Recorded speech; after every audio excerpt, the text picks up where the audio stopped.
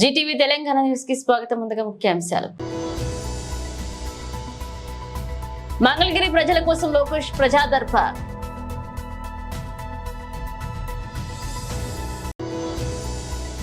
మూసీ నది సుందరీకరణ ప్రాజెక్టు 16,000 కోట్లతో మేము ప్రారంభించామన్నారు MLA KTR.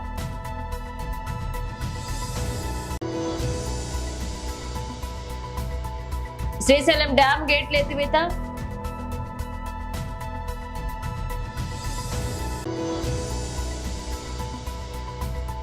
ICC test ranking లో భారత్ కు 2వ స్థానం. మూసీ నది సుందరీకరణ ప్రాజెక్టు 16,000 కోట్లతో మేము ప్రారంభించామని కాంగ్రెస్ ప్రభుత్వం వచ్చాక ప్రాజెక్టు వ్యయం మొదట 50,000 కోట్లు అన్నారు, తర్వాత 70,000 కోట్లు అన్నారు. ఆ తర్వాత ఏకంగా దాన్ని 1,50,000 కోట్లకు పెంచారు. దాని వెనుక ఉన్న మతలబు ఏంటో ప్రభుత్వం ప్రజలకు చెప్పాలన్నారు. అసెంబ్లీలో మాజీ మంత్రి ఎమ్మెల్యే కేటీఆర్ మాట్లాడారు. మూసీలో 16,000 కోట్ల రూపాయలతో ఆనాడు మా ప్రభుత్వం ఉన్నప్పుడు మొత్తం డిజైన్స్ కూడా తయారు చేసి ఫైనల్ చేసి ఆఖరికి గ్లోబల్ డిజైన్ కాంపిటీషన్ కూడా ఇన్వైట్ చేసినాం సార్. చేసిన తర్వాత ఇవాళ మాకు ఆశ్చర్యం ఎక్కడ కలుగుతా ఉందంటే, ఒకరోజేమో 50,000 కోట్లతో మూసీ ప్రక్షాళన, మూసీ బ్యూటిఫికేషన్ అని ఒకరోజు ప్రకటన వస్తుంది. తర్వాత పర్యాటక శాఖ మంత్రి గారేమో 70,000 కోట్లతో అని చెప్పి వారు ప్రకటన ఇచ్చారు. ఆ తర్వాత ఈ మధ్యన ముఖ్యమంత్రి గారు గోపన్పల్లిలో 1,50,000 కోట్లతో మూసీ అన్నారు. అధ్యక్ష, నేను అడిగేది ఒక్కటే, శ్రీధర్ బాబు గారి నుంచి క్లారిఫికేషన్. ప్రజలకు తెలవాల్సిన అవసరం ఉంది, ఇది ప్రజల సొమ్ము.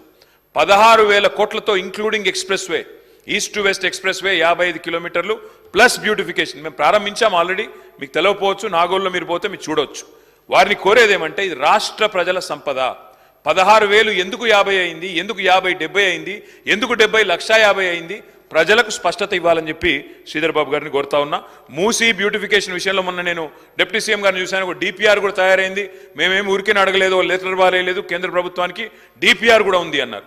డిపిఆర్ దయచేసి ఉంటే సభ ముందు టేబుల్ చేయండి, ప్రజలందరూ సభ్యులందరూ కూడా చదువుకుంటారు ఎందుకంత మొత్తంలో ఖర్చు పెరిగిందో అర్థం. ఎగువ నుంచి వస్తున్న భారీ వరదలతో శ్రీశైలం ప్రాజెక్టు నిండుకుంటలా మారింది. పూర్తి స్థాయి నీటి మట్టం 215 టీఎంసీలు కాగా ప్రస్తుత నీటి నిల్వ సామర్థ్యం 180 టీఎంసీలుగా ఉంది. దీంతో అధికారులు గేట్లు ఎత్తారు. సోమవారం నుంచి గేట్లు ఎత్తేందుకు అధికారులు సన్నాహకాలు చేసి సాయంత్రం నీటిని వదిలారు. ఇప్పటికీ దిగువ ప్రాంతాల ప్రజలు అప్రమత్తంగా ఉండాలని అధికారులు హెచ్చరికలు జారీ చేశారు.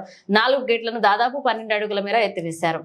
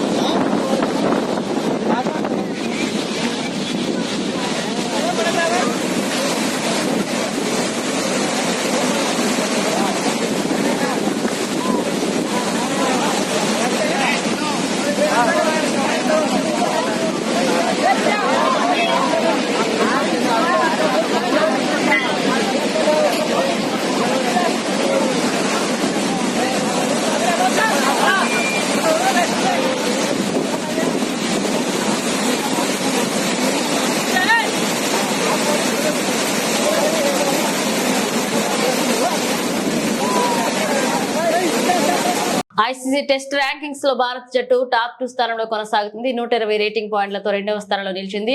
టెస్ట్ ఫార్మెట్ లో ఆస్ట్రేలియా జట్టు నంబర్ 1 జట్టుగా కొనసాగుతుంది. 124 రేటింగ్ పాయింట్లతో ఆ జట్టు అగ్రస్థానంలో ఉంది. వెస్టిండీస్ తో జరుగుతున్న టెస్ట్ సిరీస్ లో రాణిస్తున్న ఇంగ్లాండ్ జట్టు 3వ స్థానంలో నిలిచింది.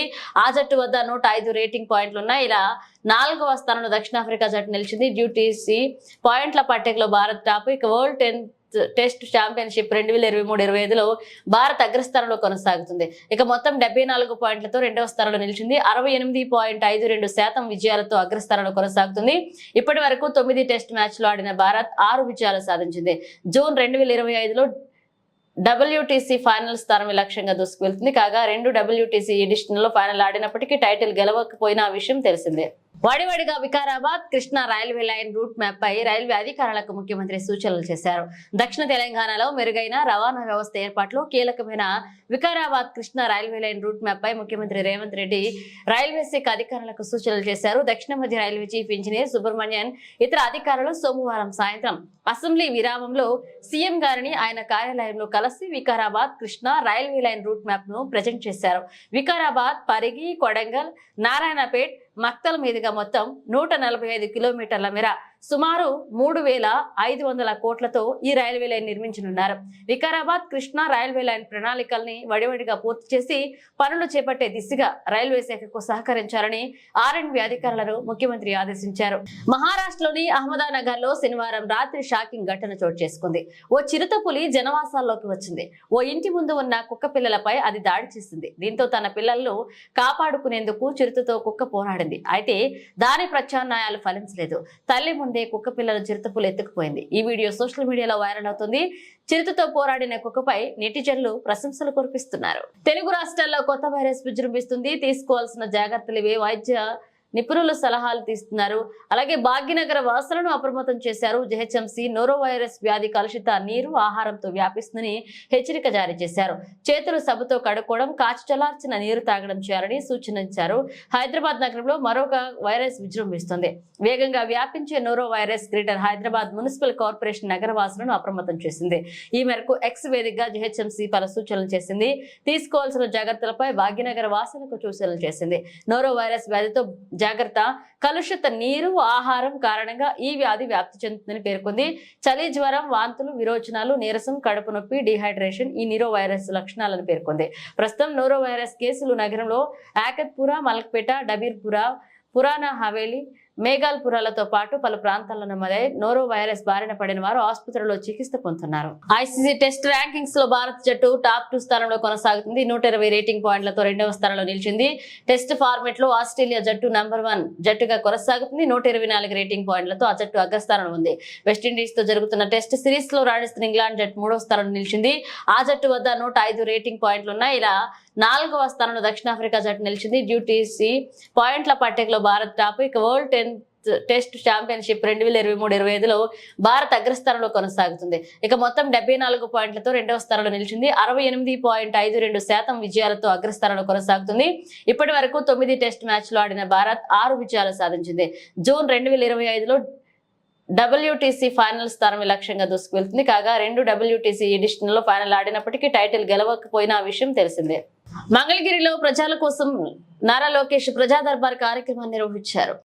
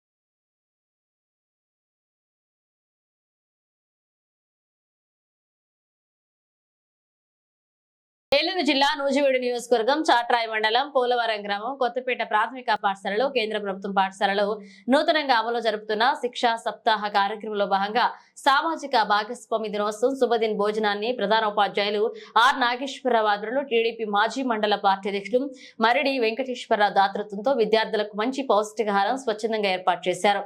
ఈ కార్యక్రమంలో గ్రామ పెద్దలు ఎర్రా ప్రసాద్, పర్వతనేని సీతారామయ్య, ఎంఈఓ విఎస్వి బ్రహ్మచారి, తహసీల్దార్ మహమ్మద్ మసూద్ అలీ, ఎండిఓ మంగా కుమారి, కంప్యూటర్ ఆపరేటర్ దారా దిలీప్, సిఆర్పి కృష్ణ పాల్గొన్నారు.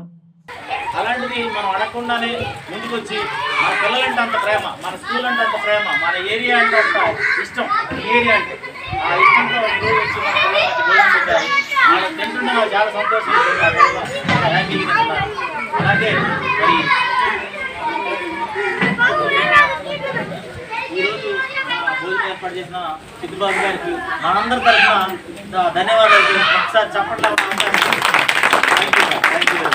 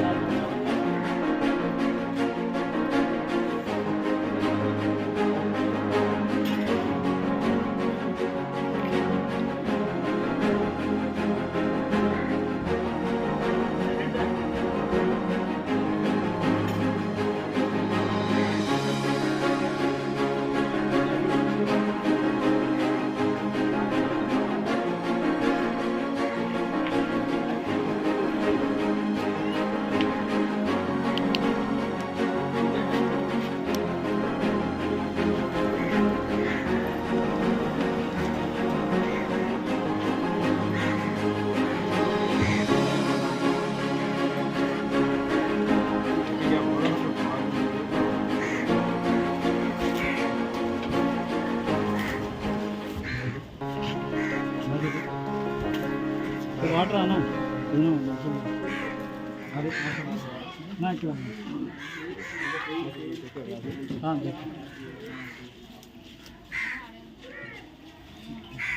నక్సల్బారీ నిర్మాత కామ్రేడ్ చారు మజుందా 52వ వర్ధంతిని మరియు సిపిఐఎంఎల్ 50వ వ్యవస్థాపక దినోత్సవం ఎన్టీఆర్ జిల్లా విసన్నపేటలో సిపిఐఎంఎల్ లిబరేషన్ పార్టీ జిల్లా కార్యదర్శి డి హరినాథ్ నాయకత్వంలో జరిగింది. అమరవీరులకు నివాళులర్పిస్తూ అమరవీరుల ఆశయాలను కొనసాగిస్తామని కార్యకర్తలందరూ ప్రతిజ్ఞ చేశారు. మోదీ పాలనలో పేటరేగిపోతున్న మతోన్మాద పాసిజానికి వ్యతిరేకంగా పోరాడాలని పిలుపునిచ్చారు. విప్లవకారుల మీద, ప్రజాస్వామిక వాదుల మీద జరుగుతున్న దాడులను హరినాథ్ తీవ్రంగా ఖండించారు. కేంద్ర బడ్జెట్ లో రాష్ట్రానికి అన్యాయం జరిగిందని, కార్పొరేటర్లకు లబ్ధి చేకూరింది తప్ప రైతులకు వ్యవసాయ కూలీలకు ఒరిగింది శూన్యమన్నారు.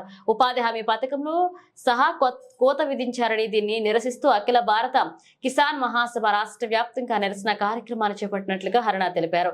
ఆగస్టు 9వ తేదీన క్విట్ ఇండియా డే సందర్భంగా వ్యవసాయ రంగాన్ని కబళిస్తున్న కార్పొరేట్లను వ్యతిరేకిస్తూ క్విట్ కార్పొరేట్ అనే పిలుపుతో దేశ వ్యాప్తంగా నిరసన తెలియజేస్తున్నట్లుగా హరణ తెలిపారు.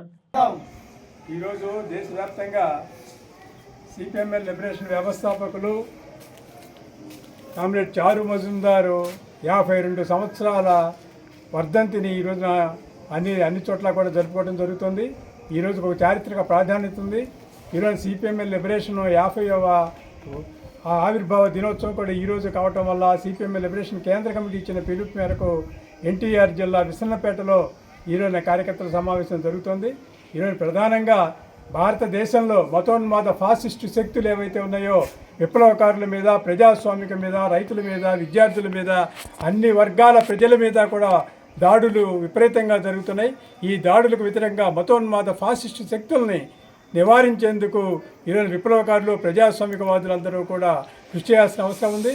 ఈరోజు కేంద్రంలో అధికారంలో ఉన్న మోడీ ప్రభుత్వం బుల్డోజర్ పాలనకు వ్యతిరేకంగా 2024 ఎన్నికల్లో ప్రజలు తీర్పునివ్వడం జరిగింది. ఈ క్రమంలోనే సిపిఎంఎల్ లిబరేషన్ బీహార్లో 2 ఎంపీ స్థానాలను కూడా గెలుచుకోవడం జరిగింది. పార్లమెంటులో కూడా ప్రధాన ప్రతిపక్షంగా ఈరోజు సిపిఎంఎల్ లిబరేషన్ ఆవిర్భావం జరిగింది. సిపిఎంఎల్ లిబరేషన్ ఏదైతే ఉందో పార్లమెంటు పోరాటాలని, పార్లమెంటేతర పోరాటాలని కూడా సమన్వయం చేస్తూ ముందుకెళ్తుంది. రాష్ట్రంలో జరుగుతున్న, కేంద్రంలో జరుగుతున్న నిర్బంధకాండకు వ్యతిరేకంగా విశాల ఐక్య సంఘటన ఏర్పాటు చేసే క్రమంలో సిపిఎంఎల్ లిబరేషన్ తీవ్రంగా కృషి చేస్తుంది. ఈ మోడీ ప్రభుత్వం ఏదైతే ఇటీవల ప్రవేశపెట్టిన బడ్జెట్ ఏదైతే ఉందో ఇది రైతాంగ వ్యతిరేక, కార్పొరేట్ అనుకూల బడ్జెట్గా రూపొందింది. ఈరోజు బడ్జెట్ నిరసనగా కూడా ఈరోజు అఖిల భారత కిసాన్ మహాసభ దేశవ్యాప్తంగా కూడా నిరసన ఆందోళన చేపట్టడం జరుగుతుంది. రేపు 9వ తారీఖు ఆగస్టు 9వ తారీఖు ఏదైతే ఉందో ఆ బ్రిటిష్ వాళ్ళని ఈ దేశం నుంచి వెళ్ళిపోవాలని క్విట్ ఇండియా అని పిలుపునివ్వడం జరిగింది. రేపు ఆగస్టు 9వ తారీఖున అఖిల భారత కిసాన్ మహాసభ ఆధ్వర్యంలో భారతదేశ వ్యాప్తంగా కూడా క్విట్ కార్పొరేట్ అనే పిలుపునివ్వడం జరుగుతుంది. స్వామినాథన్ కమిటీ సిఫార్సుల ప్రకారం రైతాంగానికి గిట్టుబాటు ధరలు కల్పించాలని, అలానే కార్పొరేట్కి 16,75,000 కోట్ల రూపాయల పైగా రుణాలని మాఫీ చేస్తూ రాయితీలు కల్పిస్తున్న మోడీ రైతాంగానికి కనీసం 2,50,000 కోట్ల రూపాయల కన్నా మించదో రైతుల రుణాలు ఒకసారి రుణమాఫీ చేయాలని డిమాండ్ చేస్తుంటే అలాంటి రుణమాఫీ చేయడానికి అది సిద్ధంగా లేరు. ఈరోజు రాష్ట్రానికి ఏదో కేంద్ర బడ్జెట్లో వనరులు వచ్చినాయని చంద్రబాబు ప్రచారం చేస్తున్నాడు.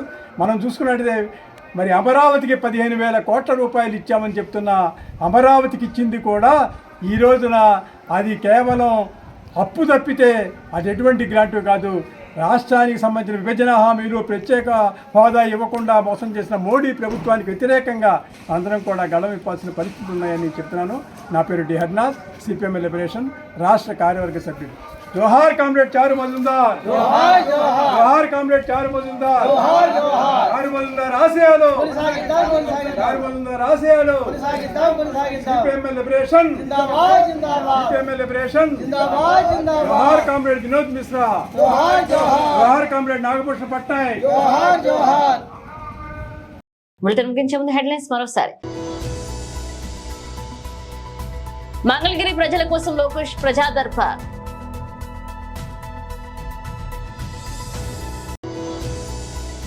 మూసీ నది సుందరీకరణ ప్రాజెక్టు 16,000 కోట్లతో మేము ప్రారంభించామన్నారు MLA KTR.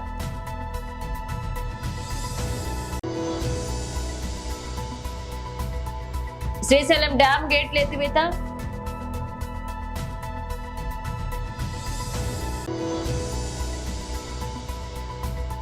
ICC test ranking లో భారత్ కు 2వ స్థానం. ఇవి బులెటిన్ అప్డేట్స్. మరిన్ని అప్డేట్స్ తో మళ్ళీ కలుద్దాం.